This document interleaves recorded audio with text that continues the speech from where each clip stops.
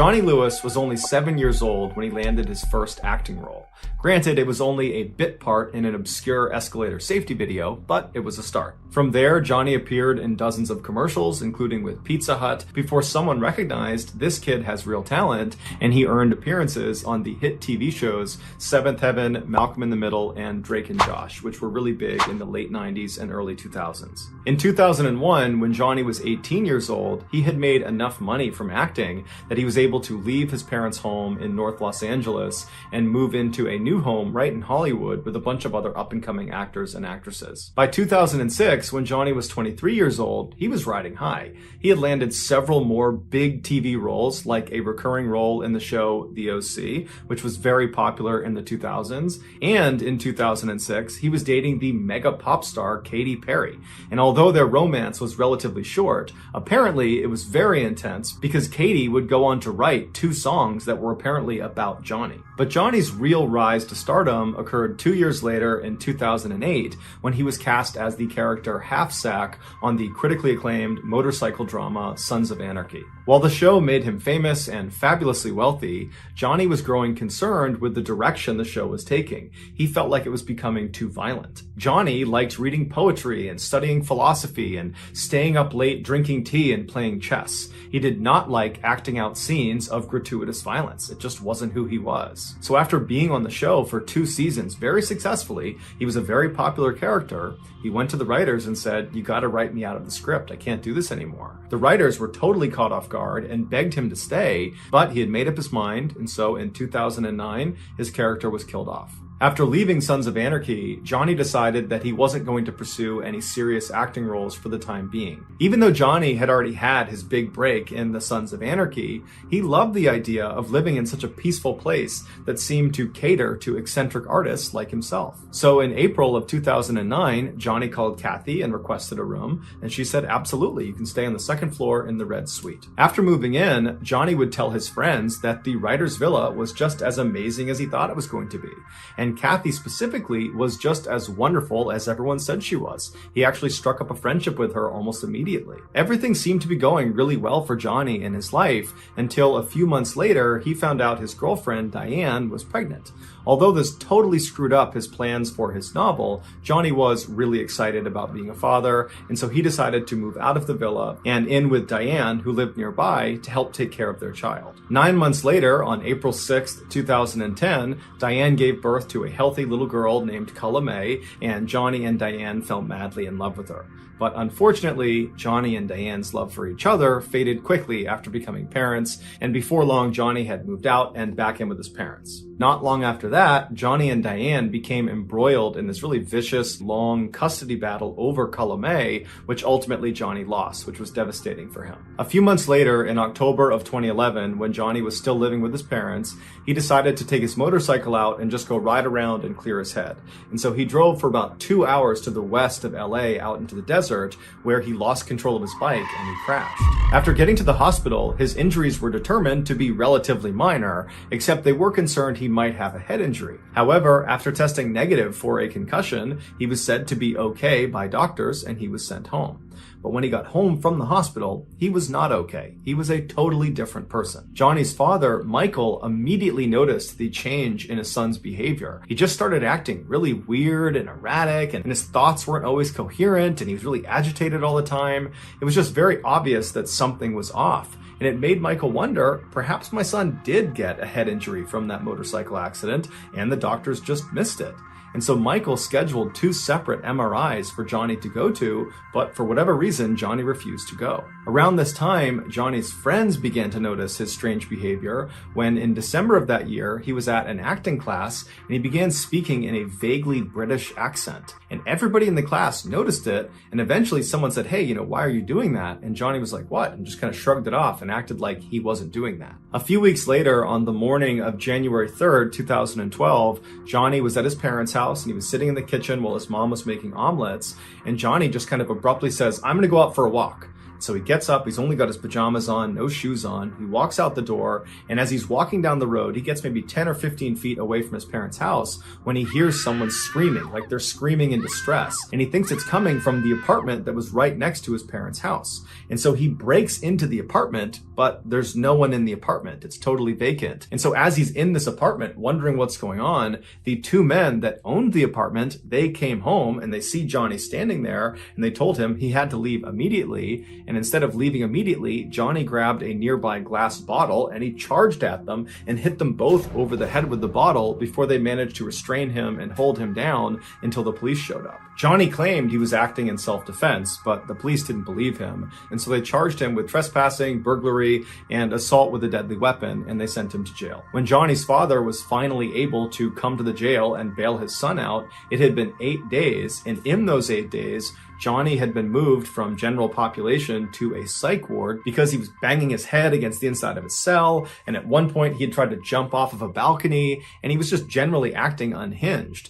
And so when he was discharged, on his paperwork, a doctor at the jail had commented that he thought Johnny at one point must have had some sort of head injury that had made him act this way, and he was definitely suicidal. He also became extremely sensitive to light, to the point where he was turning off all the lights in his parents' home, and then when they would eventually just turn them back on again, he would get agitated and turn them all off, and then finally he just disabled his parents' fuse box. So about a week after moving into this place in Santa Monica, he was arrested for punching some random stranger in the head outside of a yogurt shop, but he was ultimately released on $20,000 bail. A couple of days later, Johnny, fully clothed, just walked into the ocean, and when he was pulled out, he had to be brought to the hospital to be treated for hypothermia. A couple of days after getting out of the hospital, he was arrested again, this time for trying to break into a woman's apartment in Santa Monica. He claimed he thought it was his friend's apartment, but nobody believed him, so he was brought to jail and then released on bail again. After this second arrest in Santa Monica, Johnny's parents finally convinced him to go see a doctor about this potential head injury they thought he got from that 2011 motorcycle crash. Even though that jailhouse doc had suggested Johnny had a head injury, he had not officially diagnosed him. So Johnny needed another doctor to officially diagnose his head injury so they could begin to treat it. But the doctor Johnny wound up seeing did not suspect a head injury. Instead, he suspected schizophrenia or bipolar, which are two very serious mental disorders. And so he prescribed some medication to Johnny that would treat both of those disorders, and Johnny was on his way. Johnny refused to take the medication and refused to go see another doctor, and so his condition just continued to get worse. And Johnny just kind of sheepishly asked his father, hey Dad, would it be possible if you called Kathy Davis at the writer's villa and just see if there's any way I can move back in? And Michael's thinking to himself, I hadn't thought of that, but the writer's villa was the last place Johnny was when his life was still in order. It was probably the last place he was happy, and so he probably has attached a lot of fond memories to that place, and so that's a great place for him to go.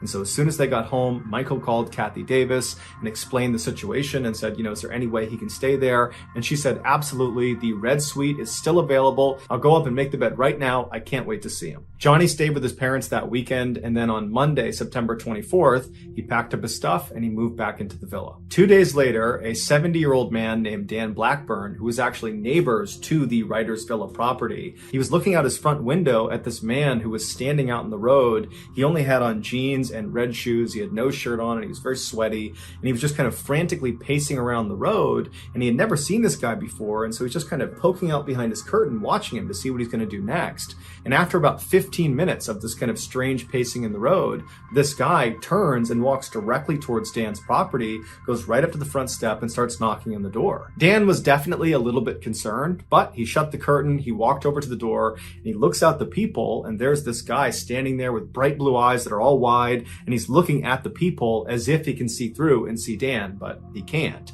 And so Dan reaches down and he opens the door just a little bit and he looks out, and the guy outside looks at him and goes, "Hi, I'm John. I'm your new neighbor." It would turn out John was Johnny Lewis. And so Dan opened the door a little bit farther and he looks at him and he goes, "Hi, John, nice to meet you." And before the two men could have any sort of conversation, Johnny just abruptly turned around and walked away. And so Dan is totally puzzled by this strange interaction he's just had with Johnny Lewis. And he's watching him as he just walks back to the road, he walks back over and goes inside the villa and disappears. And so Dan kind of shrugs it off, he shuts his door, locks it, and goes back to his morning routine. About 30 minutes later, Dan is doing his own thing in his house when he hears his wife outside screaming for him to come outside.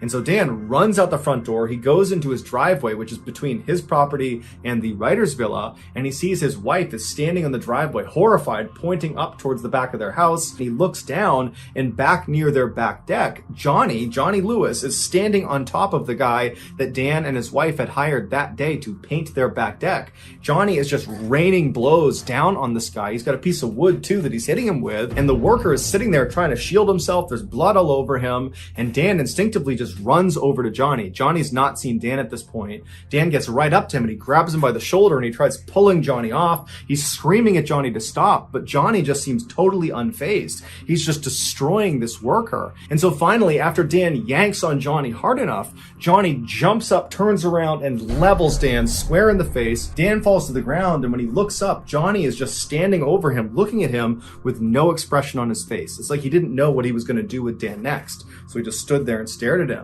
But Dan wasn't going to waste any time. He jumped up and he clocked Johnny square in the side of the head, but it had no effect on Johnny. He still just stared at Dan, completely expressionless. And so Dan grabbed a nearby lawn chair and practically broke it over the head of Johnny, but again, it had no effect on Johnny. He just stood there completely expressionless, staring at Dan. And so at this point, Dan just grabs the worker who can barely stand, and he runs back down the driveway. He grabs his wife and they run towards the house to go inside. And the three of them manage to get inside the house. And as they're shutting the big, heavy door, Johnny comes bounding up and he gets right in front and he jams his arm in the space between the door and the wall. So they can't close the door because it's getting stuck on his arm.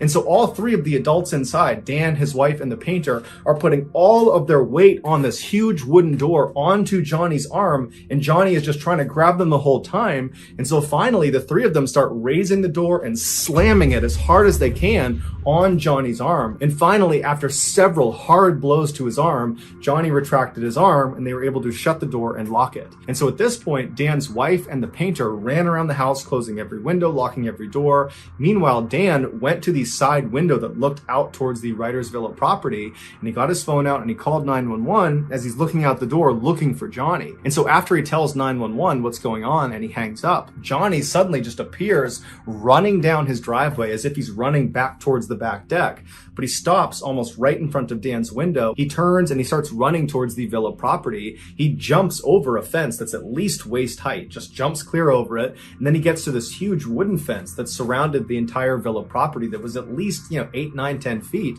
And he very easily just jumps, grabs the top, and catapults himself right over the top and then disappeared inside of the villa. Within minutes, the police showed up and they went inside the villa and they could not believe what they found. Based on the evidence, this is what investigators believe happened. After Johnny, for the first time, walked up to Dan's property and awkwardly knocked on the door and said, "Hi, I'm John, I'm your new neighbor." After that, he turned around and Dan watched him as he left his property and made his way back and went inside the villa.